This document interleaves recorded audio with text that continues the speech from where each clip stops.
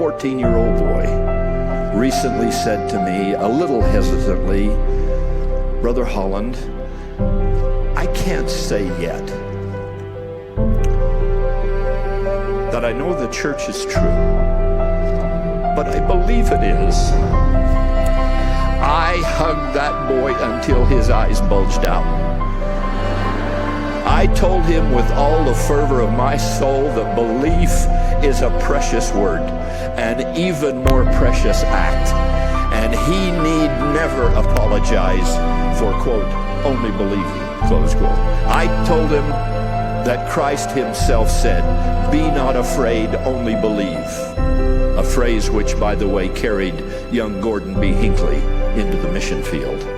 I told this boy that belief was always the first step toward conviction, and that the definitive articles of our collective faith each begin with the phrase, "We believe."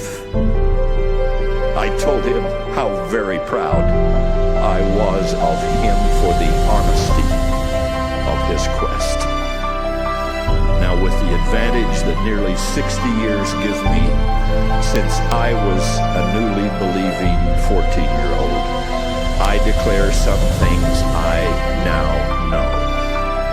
I know that God is at all times and in all ways and in all circumstances our loving, forgiving Father in heaven. I know Jesus was his only perfect child, whose life was given lovingly by the will of both the Father and the Son, for the redemption of all the rest of us who are not perfect.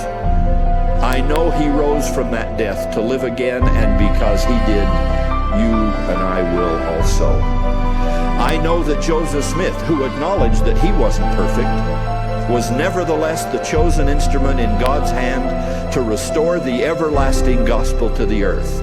I also know that in doing so, particularly through translating the Book of Mormon, he has taught me more of God's love, of Christ's divinity, and of priesthood power in this world than any other prophet of whom I have ever read, known, or heard in a lifetime of seeking.